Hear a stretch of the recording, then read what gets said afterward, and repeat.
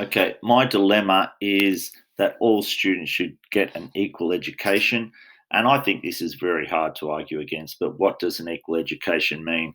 And there's lots of quotes that in the following couple of pages here from different organisations: the New South Wales Teachers Federation, the UN, Nelson Mandela, Parramatta CEDP, where we all work, all about that every student should get a quality education. Um, so my dilemma, and I think teachers face this dilemma every day. Um, so there's a few questions. Is there equality across different sectors? And we would understand that there isn't equality maybe across different sectors compared to a very prestigious, highly private school with lots and lots of resources and lots of finance compared to your local high school. We can understand that, but shouldn't there be equality across different schools within the same sector if we take the state school sector?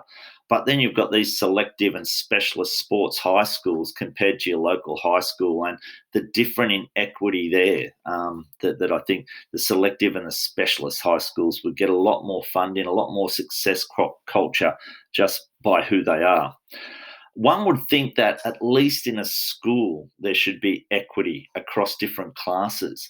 But how are classes determined and what students go into what teachers' classes? Do the best teachers always get the best students because this person has got really good results in the past? So we'll give them the best students and therefore they get best results next year and next year and next year. So even in the same school, you have an issue with equality across different classes. Now, the one I'm going to talk about is my ethical issue is equality in the same classroom. Is there equality in education in the same classroom? So here's the dilemma. You are preparing a class for their first HSC task. The principal has received a complaint that you are focusing on the more academic students in your class and not helping the other students. He has instructed you to ensure that you work with all the students. And you know you should work with all the students, especially the unmotivated ones.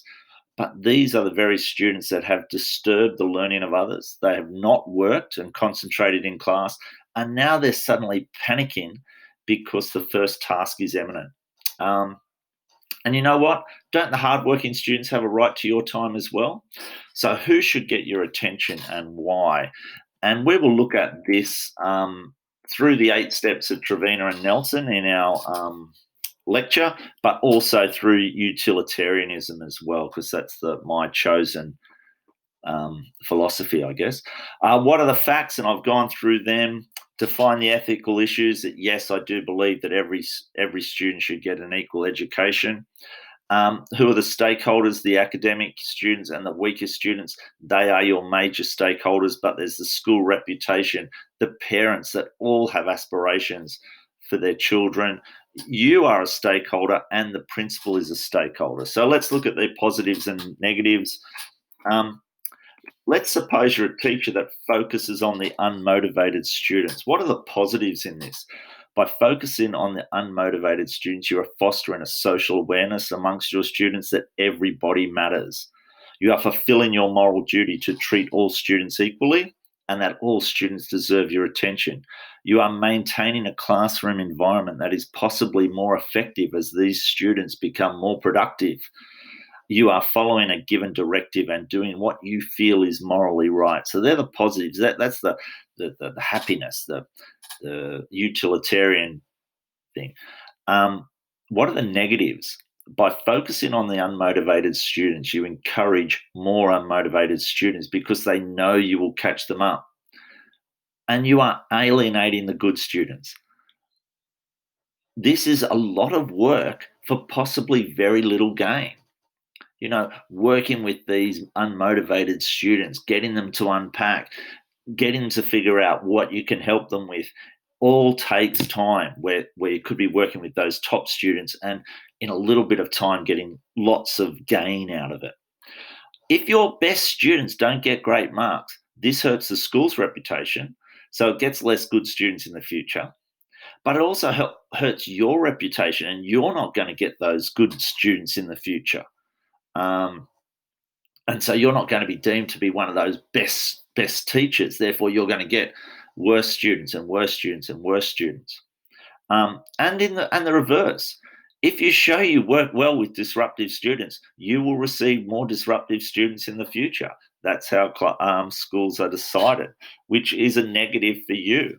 Um, so, what are the positives about working with the good students?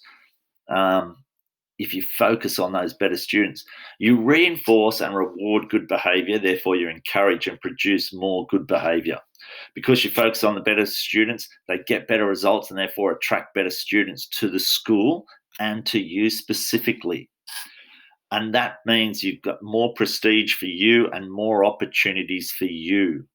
And that's important. You've got more opportunities. If you look at, teachers of prestigious schools and prestigious students get more opportunities. A little time could show big gains. So that's very different to the other one. What are the negatives of working with just the better students? Other students are ignored, behavior issues could ensue, and the good students will be successful anyway. They'll be successful anyway, maybe not quite as successful, but they're still going to go well. Morally, you are not fulfilling your function to give everyone an equal education. And you are not modeling socially acceptable behavior. You are emphasizing that only the strong matter, only the best matter. So that's the way up of the consequences of working with one or working with the other.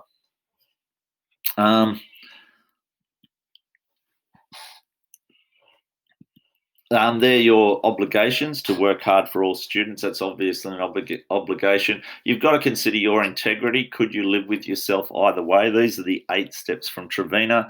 Think creatively. You could set up and inform the parents that you will run some lunchtime lessons in an attempt to help these students.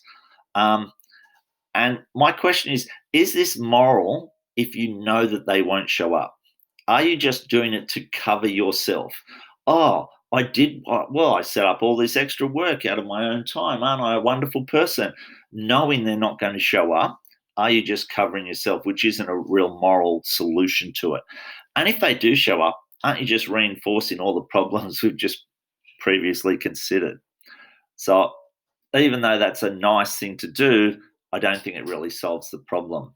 And my expectations, I don't think using utilitarianism will really give a good answer to this because, as I say, morally, I think you have to work with all students. And from just looking at it very, very quickly, as I've done, I think the advantages of working with the better students outweigh the advantages of working with the unmotivated students.